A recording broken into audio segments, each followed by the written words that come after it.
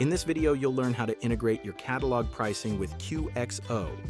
If you're just starting to create your Roofr catalog, use Roofr Jumpstart to import a curated list of common items to your Roofr catalog with supplier prices included. To add and connect a single line item, click Add Item.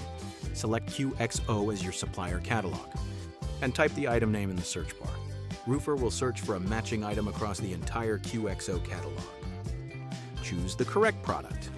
After selecting the item, Roofr will gather pricing from all branches you've set up. Use the Roofr Connection widget to connect all the remaining items in your catalog. Select QXO in the supplier dropdown. Review all of your items connecting with the QXO catalog. Confirm individually or click Confirm All. Click Save.